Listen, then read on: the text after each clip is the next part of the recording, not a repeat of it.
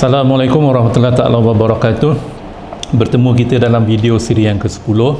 Seperti yang dijanjikan, kita sepatutnya bercakap tentang asset allocation dengan technical analysis. Okey, itu plan kita sebenarnya.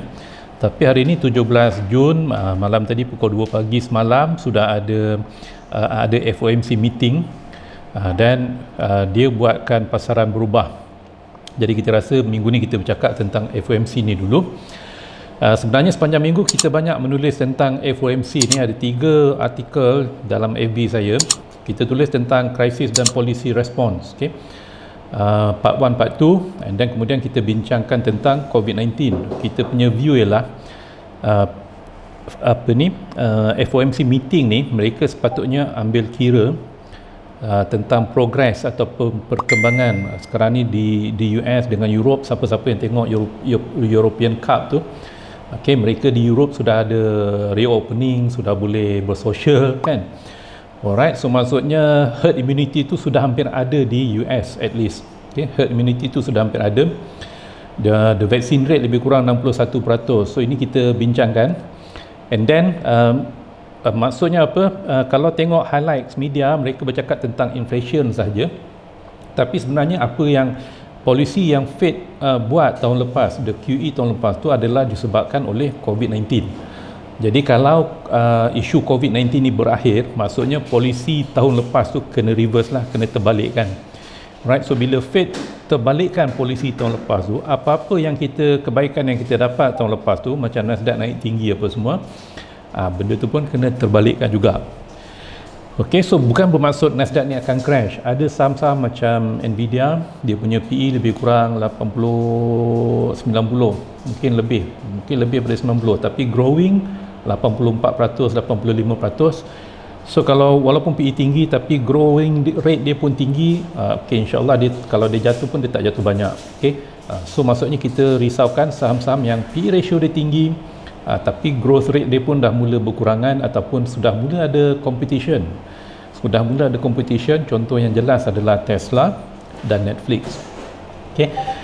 Alright, so kita nak bincangkan bila ada herd immunity, Fed kena reverse polisi tahun lepas. Okay, dalam bahasa mudah, kita nak tunjuk dalam bahasa mudah. Tapi sebelum tu, semalam FOMC meeting ni, dalam meeting semalam ada satu benda yang terjadi setiap 3 bulan saja. Pertama, dia punya dot plot yang diorang panggil dot plot. Dot plot ni ialah members yang 12 tu diorang buat jangkaan interest rate tu nak naik bila. Okay? Jadi kita boleh compare dot plot semalam dengan dot plot yang bulan 3. Okay? Maksudnya apa? Dia punya interest rate hike ni dulu bulan 3 Fed kata tak akan ada interest rate, kenaikan interest rate pada 2023. Dia kemudian pada tu, kan? Tapi semalam dia orang dah upgrade ke depan, dia bawa ke depan. So itu polisi yang jelas, polisi yang berubah, dia bawa ke depan, and 50 basis point, so agak besar juga. Okay, itu tentang interest rate dan dot plot. Kemudian tentang inflation pun mereka upgrade, expected inflation walaupun dia kata sementara, tapi dia upgrade kepada 3.4% daripada 2.4. Right, so angka yang agak tinggi juga. Okey, kemudian mereka bercakap tentang GDP mereka upgrade. So bila upgrade, biasanya economic growth ni memang kalau berjalan pantas dia akan disusuli oleh inflation. Okey, tapi dalam yang jarang dikomen oleh media, kalau baca komen-komen selepas FOMC punya press conference apa semua, yang jarang dikomen, tapi ada dalam statement Federal Reserve dia acknowledge, dia akui bahawa ekonomi sekarang dah pulih akibat keberkesanan vaksin. Okay, vaksin. So maksudnya polisi memang polisi selepas ni bergantung kepada kemajuan vaksin ini juga. So Fed ada tulis benda tu. Alright, so maksudnya memang kita dah dekat nak reverse polisi tahun lepas. Bila nak reverse polisi tahun lepas, kita kena faham, kita go back kepada nota kita yang lama. Saya tak pasti saya pernah bincangkan di Facebook saya benda ni. Okey, ini tentang krisis dan polisi respons. Okey, bila ada krisis, inilah langkah-langkah yang biasa diambil oleh central bank, dan ini ditulis oleh Bernanke, tapi sebenarnya dibuat oleh semua central bank, Bank of Japan ke ECB ke, mereka buat benda yang sama. Bila ada krisis, economic krisis, perkara pertama ialah push down Fed funds rates, turunkan interest rates, kalau perlu ke para zero. Sebenarnya tak payah turunkan, bercakap je pun sudah cukup. Bercakap, tengok market respon ke tidak. Right? Bila market tak respon, baru turunkan. Okay. And then turunkan long term interest rates, dengan itulah yang dikatakan QE itu, beli bonds 5 tahun ke 10 tahun ke, bila beli interest rate akan jatuh, dan pastikan interest rate ni rendah sampai ekonomi okey, right? Sampai ekonomi okey. Okay, di samping monetary policy, the government side perlukan fiscal policy, government kena berbelanja lah biasanya. Okay. So itu sedang berlaku sekarang. Okay, ini yang nota kita pada 2008. Level ketiga. Level yang keempat ialah beli foreign government securities. Federal Reserve dia tak sampai level ni. Bila kita beli foreign government securities, duit kita keluar, right? Maksudnya kita jual our currencies, kita buy foreign currencies. Bila jual our own currencies, currency tu akan jatuh. Okay, so Bank of Japan buat benda ni. Federal Reserve tak sampai tahap ni. Okay, so government dengan central bank kena sama-sama buat polisi yang sesuai. Okay, ini adalah SOP yang biasa. Okay, so SOP yang biasa bila ada krisis. Okay, masing-masing boleh simpanlah SOP ni. And saya jumpa masa krisis 2008, krisis 1997, baru mula kerja masa tu, tak jumpalah benda ni. Okay, masa tu pun internet pun belum ada, so tak banyak kajian yang kita boleh buat. Jadi ini yang Fed telah buat bila ada global financial crisis 2008, ada QE1, QE2, ada operation twist dengan QE3. Yang 2020 ni dikatakan QE4. Okey, dikatakan QE4. Okey, so 2008, tapi bila Fed mula-mula taper tu maksudnya apa? Bila ada QE, kesan dia kepada central bank balance sheet, Federal Reserve punya balance sheet dia akan menaik. Yang biru ni dia akan menaik. Okey, so bila balance sheet ni menaik, and then central bank dia beli bond, harga naik, yield dia jatuh, long term relation, interest rate dia mula jatuh. Ini yang kita dapat. Okey, and then yang di bawah ni, central bank balance sheet menaik, apa jadi kepada stock market pun naik. Right? Biasanya stock market pun naik, itu yang di bawah tu. Okay, and QE1, QE2, QE3 sepanjang 2008 sampai 2015-2016 ada macam-macam cabaran waktu itu. Jadi Federal Reserve dia tak betul-betul taper, dia cuma bercakap, kalau tak salah 2013 mereka ada bercakap tentang tu. Okey, so yang terjadi pada kita tahun lepas, ini yang central bank balance sheet tiba-tiba naik laju, ini yang paling agresif. Okey, so central bank punya tahun lepas sangat-sangat agresif. Itulah yang kita nampak, yang hitam ni adalah stock market pun naik ke atas. Okey, so benda-benda ni kita ceritakan dalam crisis and policy response, ada di FB kita, ada part 1 dengan part 2. Okay, sebab cerita dia panjang. Yang saya nak tunjuk ialah apa yang terjadi kepada dolar. Okay, so apa yang terjadi kepada dolar?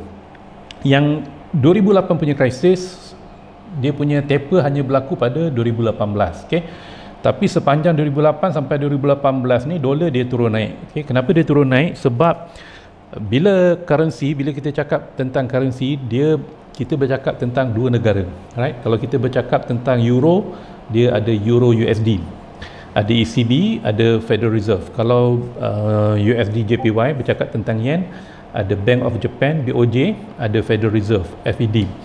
Jadi BOJ kalau tak salah 2012 mereka agresif dalam QE mereka 2012 dengan 2014. ECB kalau tak salah buat negative interest rates 2014 atau 2016, saya pun tak berapa ingat. Okay, so sebab tu relation tak berapa nampak. Tapi tahun lepas jelas bila central bank US naikkan balance sheet ni buat QE stimulus, dolar jadi lemah, right? So dolar jadi lemah. Jadi apa yang akan jadi bila kita terbalikkan polisi ni? Maksudnya apa? Ini yang nak kena turunkan dolar untuk sekurang-kurangnya untuk peringkat awal dia akan ke atas lah. Ini jangkaan kita. Berapa jauh tu wallahualam, sampai 94 ke? Itu wallahualam. Okey. So ini yang akan berlaku. Apa yang terjadi semalam, Federal Reserve belum taper lagi. Okey, dia baru bagi hint saja. So dia belum taper, dia baru bagi hint. Okey, yang kita nak tengok ialah bila taper 2018. Alright. Oh, saya tak ada di sini. Okey, tak ada di sini. Taper 2018 ada di FB. Tapi yang terjadi ialah stock market dia turun naik. Okay, dia volatile, dia bukan uptrend tapi dia range trading. Okay, so itu yang terjadi bila central bank mula taper ataupun dia kecilkan balance sheet dia. Okay, so maksudnya bila dia range trading, strategi yang sesuai orang akademik, saya tak pasti ini orang akademik ataupun trader, strategi yang sesuai mereka panggil strategi mean reversion. Maksudnya bila naik kita cuba jual, and then bila yang jatuh tu kita cuba beli, tapi dekat tengah-tengah tu kita close position. Okay, so trend following tak berapa sesuai. Okay, untuk at least untuk major index. Okay, so itu tentang taper. InsyaAllah kalau saya jumpa yang 2018 rasanya ada ditulis, tapi tak ada pula di sini. Okay, so cukup untuk central bank. Conclusion dia apa? Dolar insyaAllah akan kuat, bond yield mungkin akan menaik, stock market akan range trading, and then sekarang ni kita bulan musim cuti, fund manager tengah bercuti di Eropah dan di Amerika. So kemungkinan saham memang akan volatile ataupun range trading, and susah untuk buat new trend, uptrend. Okay. Alright, so sekarang kita sambung tentang asset allocation melalui technical analysis. Right?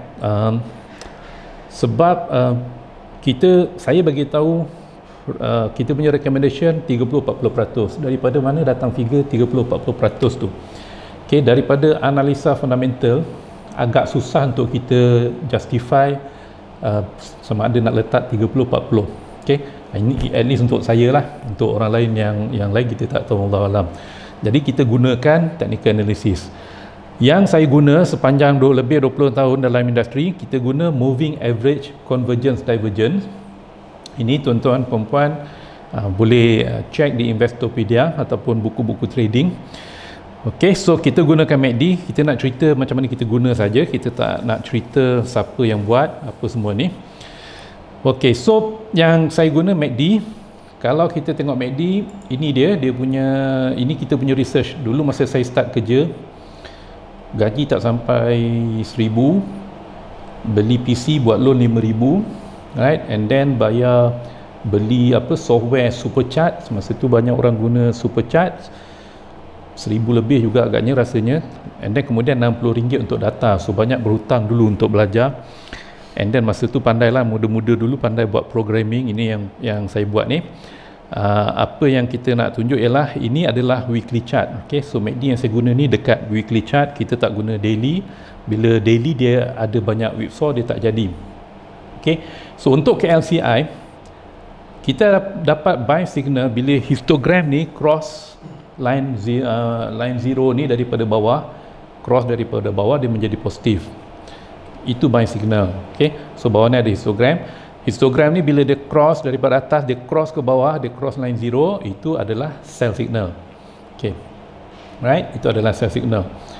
Dan kajian ini yang kita dapat daripada 1988. Okay, daripada 1988, buy 375, sell 350.78, and then ada losses apa semua tu, and then kita kumpulkan data ni sehinggalah tahun 2000.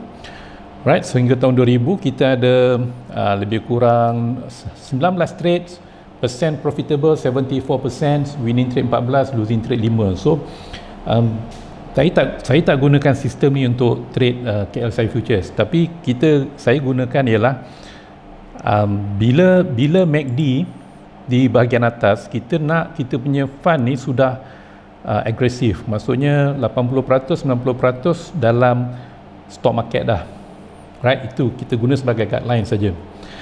Kalau belah bawah ni, sebenarnya belah bawah ni memang masa untuk membeli long term, tapi kena pandai-pandai membeli, pelan-pelan membeli. Bila dia cross daripada atas, maksudnya dekat belah atas tu kita dah mula jual, tapi bila dia cross ke bawah, kita kena pastikan kita dah defensif.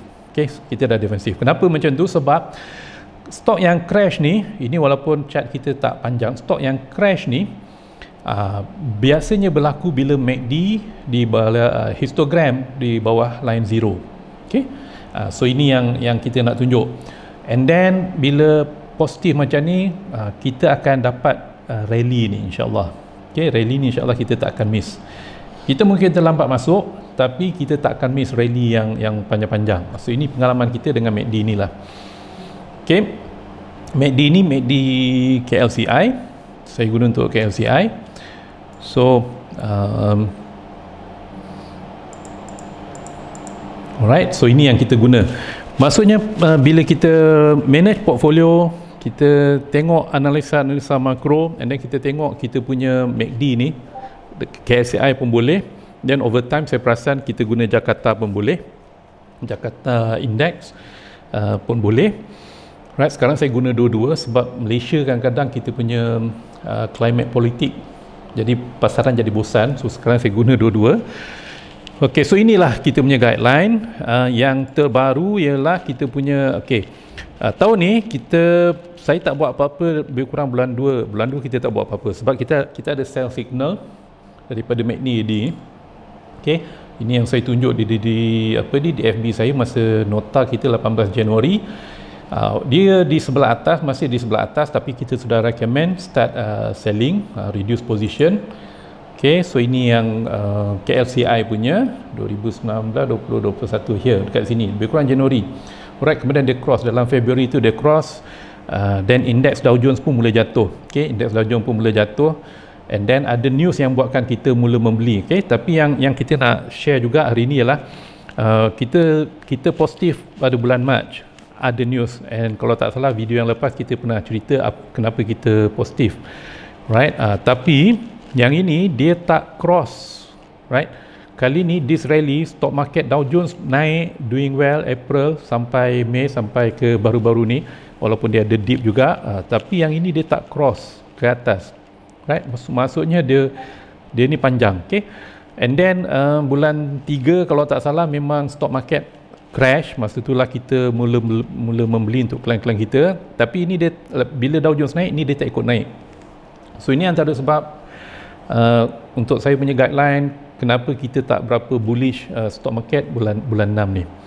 Okey, sebab MACD ni masih di sebelah bawah, benda-benda crash yang besar-besar ni ni berlaku bila MACD ni sebelah bawah, ini masih boleh terjadi.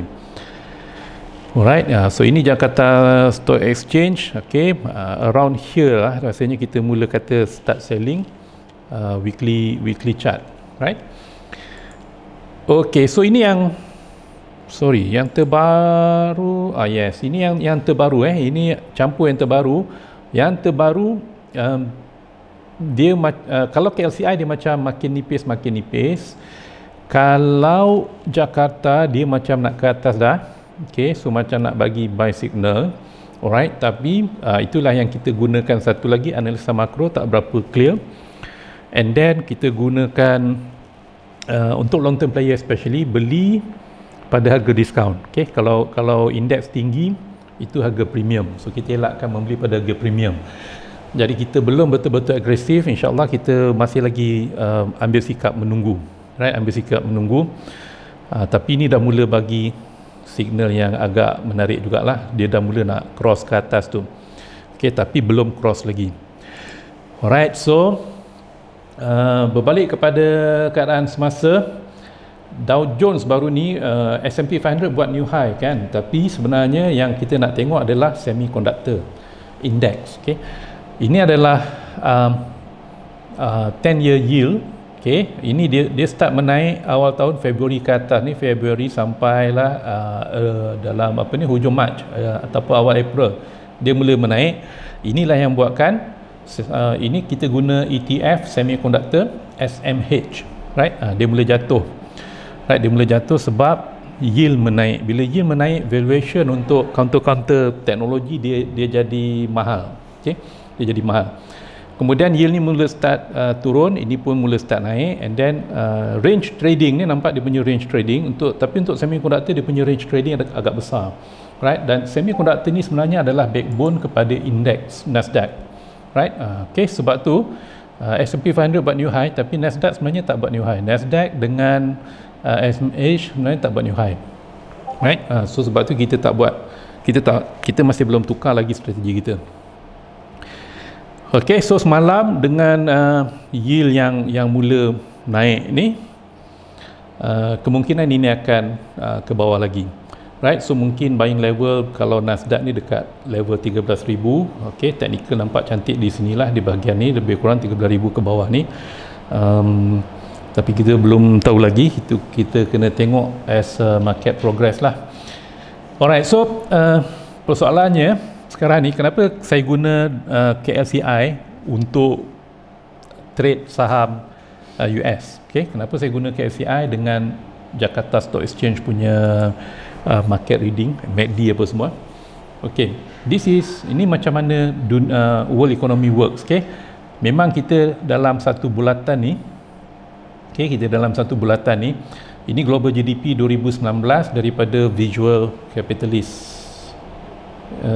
Howmuch.net, boleh google howmuch.net di bawah tu. Alright, so US GDP lebih kurang 24%, China 16%, European Union yang hijau ni memang lebih kurang 24% juga. Dia lebih kurang sama besar dengan US. Okey, kalau kita nak tengok by country, nampak India ni sebenarnya 2.8 lagi besar daripada France. Okey, dia lagi besar daripada France. Dia lagi besar daripada UK tahun lepas. Okey, India, China, Japan. Okay, so Asia keseluruhannya nampak macam lebih besar daripada US lah. Okay, nampak lebih besar daripada US. Okay, jadi yang kita nak tunjukkan ni lah, kita ni memang saling berkait. Okay, contoh, bila ada Brexit 2016, apa yang akan terjadi ialah bila UK keluar daripada European Union, nak buat bisnes, dia ada macam tarif ataupun cukai bila barang-barang nak masuk ke UK, right? Bila dia dalam European Union tak ada cukai, tapi bila dia keluar dah ada cukai. Bila ada cukai atau tarif ni, kos nak buat bisnes akan membesar. So bila kos membesar, global economic pie ni akan mengecil, right? Faham?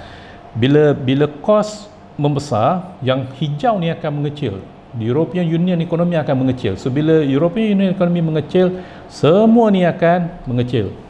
Sebab tu Brexit beri kesan pada kita juga. Okay, so fahamkan proses ni. Sebab bila kita baca analisa makro, apa-apa yang buat US ekonomi mengecil, dia akan mengecilkan global economy pie ni.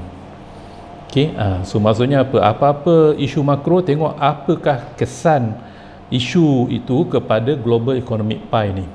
Kalau mengecil, stock market akan jatuh. Kalau membesar, stock market akan naik, right? So ini yang kita nak sampaikan lah.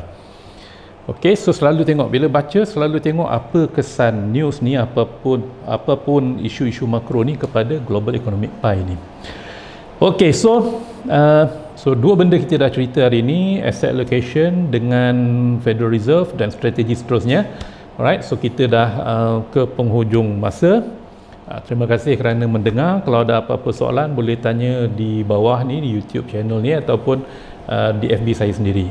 Okay, so terima kasih kerana mendengar. Assalamualaikum warahmatullahi wabarakatuh.